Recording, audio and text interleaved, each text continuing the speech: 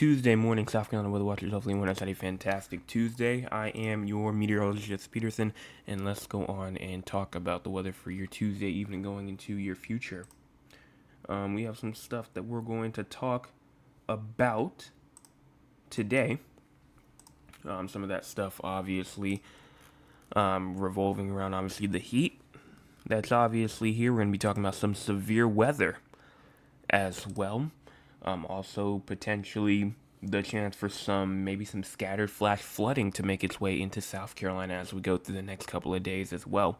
So, a lot's about to go down, but I am here to talk about all of it. And just so you know, if you have not went on and subscribed to the channel yet, make sure that you go on and do so if you want to stay up to date with all the weather that's going on, because obviously, over here, everyone in the chat can tell you, at least I hope they can tell you at least, that I do a pretty good job of relaying that information off, whether it be long term or short term or whatever it be. But without further ado, I'm going to stop talking about myself. Let's talk about the weather now and talk with the recorded audience for the people who can unfortunately not make it to the live stream tonight.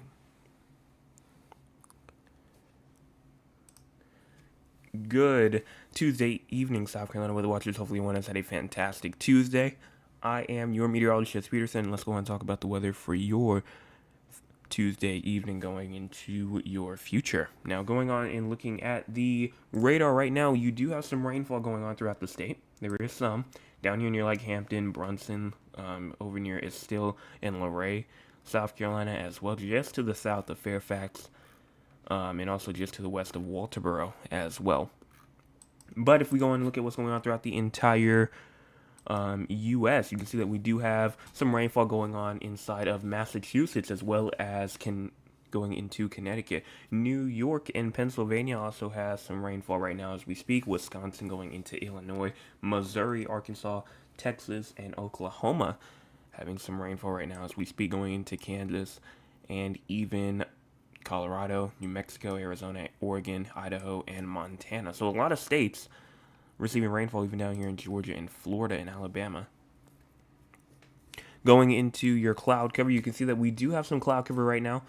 Pretty much goes all the way from the upstate all the way down towards the low country and the PD region of South Carolina.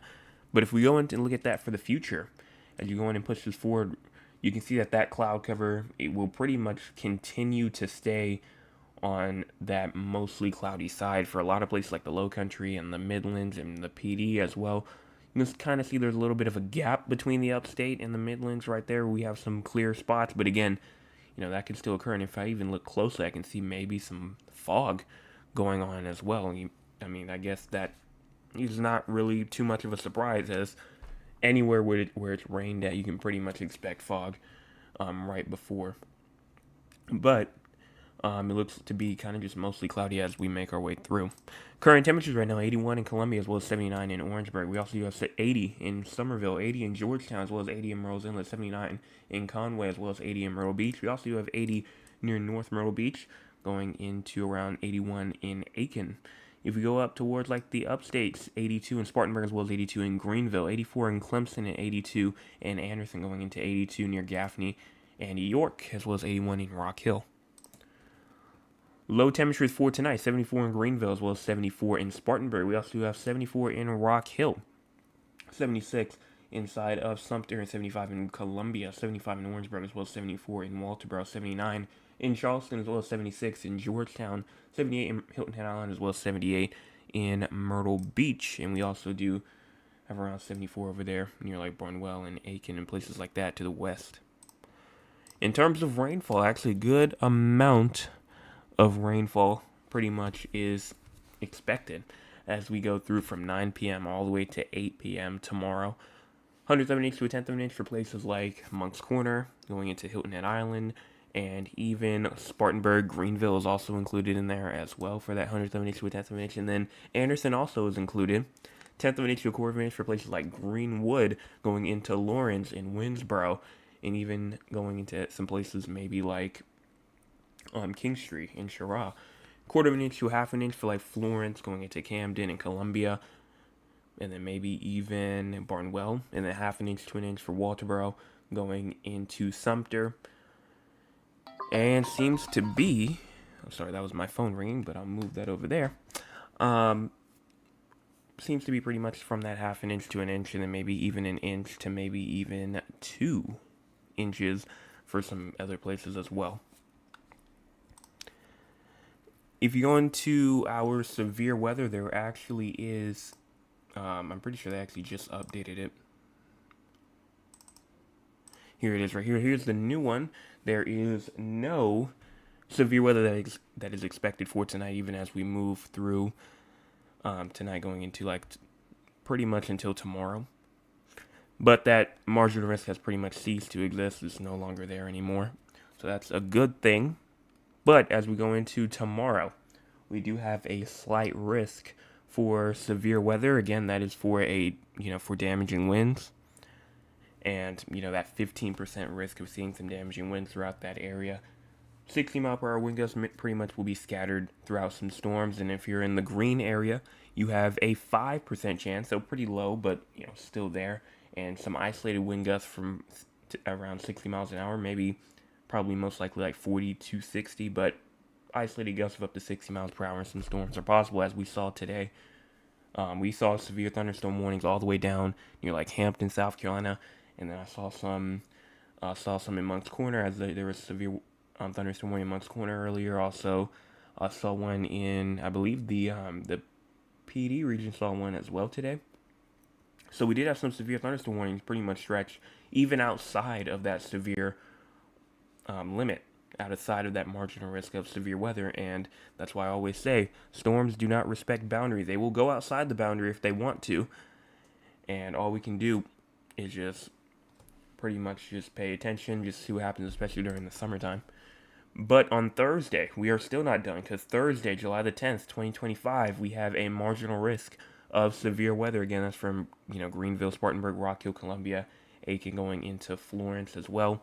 Most likely another damaging wind threat, isolated wind gusts of up to 60 miles an hour pretty much is possible. As we continue on, let's talk about excessive rainfall. So we're going to start off here, starting off tonight all the way through tomorrow morning.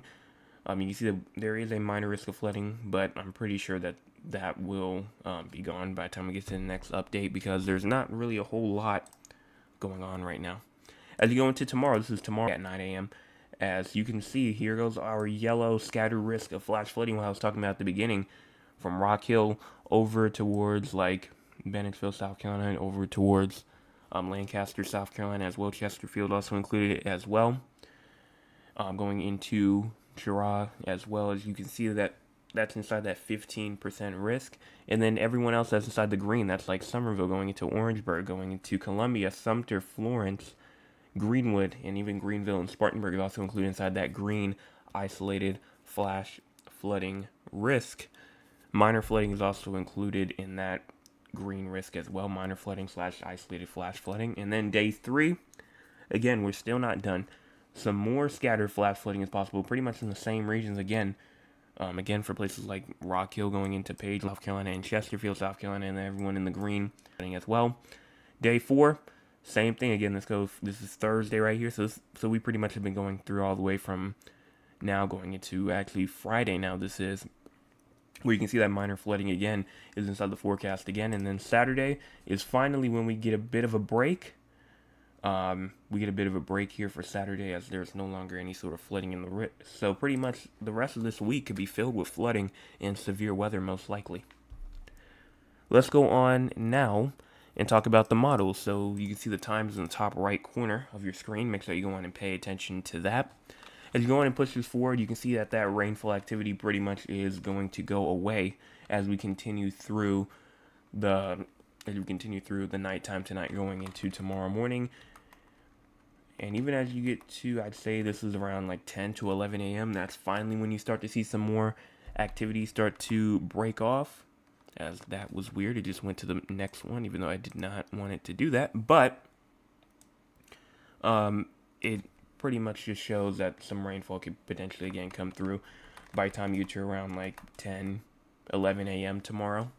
And then if you go to the model right here, this starts right here at around 1 to 2 p.m. You can really start to see all of this shower and thunderstorm activity start to pop up, and the minor risk of not only just severe weather but also flash flooding as well, continuing through all the way to around 5 to 7 p.m., going all the way to 9 p.m. And all of that rainfall that you see up there is included with that scattered flash flooding risk for tomorrow.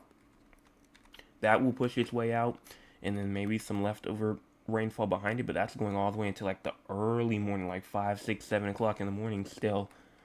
And then by the time you get to around 12 to 1 p.m., still you can see some more shower activity going on. That's July the 10th, which is that Thursday, which we have, again, minor risk of flooding and a low risk of severe weather that day as well. So pretty much it's going to be the same thing as we go through this week. Severe weather, excessive rainfall, flooding, all of that's going to be inside the question. So let's go into the long-term future. What's the long-term future have to say? So we're going to start off here around the 48-hour mark. As we go on and try to push this forward, which I might actually use the other one today. I think that's what I am going to do instead. I'm going to use this one just because I think I could use this one better right here. So we're going to go to Global GFS, and then we're going to start here as we wait for that to go on and get there, as it gets loaded right there.